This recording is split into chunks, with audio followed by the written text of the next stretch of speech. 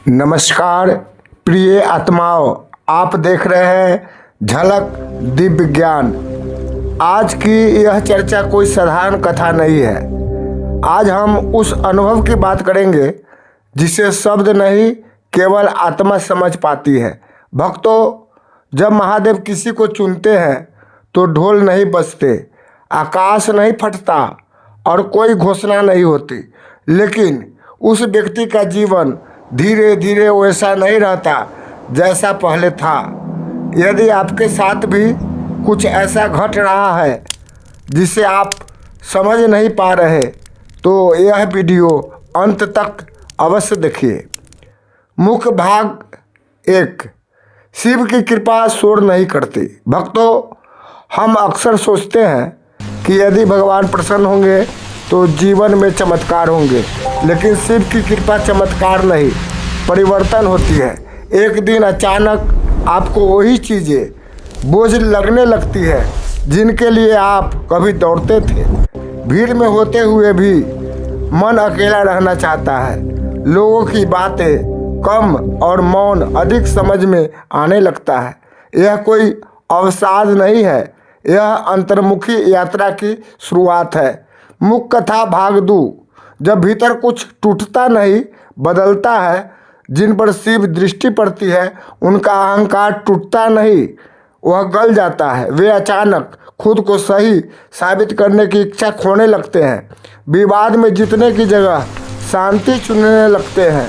ऐसे व्यक्ति को देखकर लोग कहते हैं अब पहले जैसे नहीं रहे, और वास्तव में वह पहले जैसा रह भी नहीं पाता। मुख्य कथा भाग 3। महादेव का स्पर्श व्यवहार में दिखता है। शिव कृपा कपड़ों में नहीं, कथनों में नहीं, दिखावे में नहीं दिखती। वह दिखती है क्रोध के स्थान पर संयम में, शिकायत के स्थान पर स्वीकार में, लालच के स्थान पर संतोष में। ऐसा व्यक्ति कम बोलता है, लेकिन जब बोलता है तो बात भीतर उतरती है। उसकी उपस्थिति बिना कुछ किए भी दूसरों को स्थिर कर देती है। मुख्य कथा भाग 4। स्वप्न, संकेत और मौन अनुभव।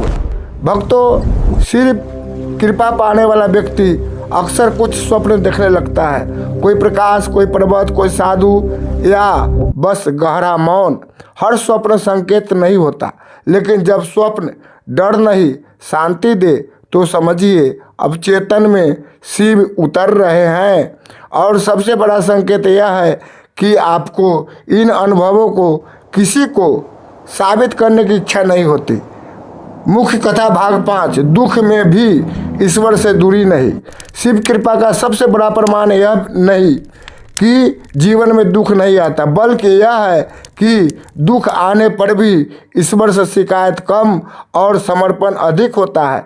ऐसा व्यक्ति पूछता नहीं मेरे साथ ही क्यों, वह कहता है यदि यह भी तुम्हारी इच्छा है महादेव तो मैं तैयार हूँ। यही से आत्मा का भार हल्का होने लगता है। यदि आपके जीवन में बिना कारण शांति, संसार से हल्की दूरी, दिखावे से रुचि और शिव नाम में आकर्षण, इनमें से कुछ भी है तो समझिए महादेव आपको तोड़ नहीं रहे, गढ़ रहे हैं। आपका कार्य केवल इतना है, जुड़े रहना नाम से, स्मरण से और सरलता से। यदि इस वीडियो में आपको अपने जीवन की झलक मिली हो तो इसे लाइक अवश्य करें और कमेंट में हर हर महादेव लिखें या अपना कोई छोटा सा अनुभव साझा करें। आपका अनुभव किसी और की राह बन सकता है। महादेव आप सभी को शांति, स्थिरता और सत्य की ओर ले जाए। हर हर महादेव।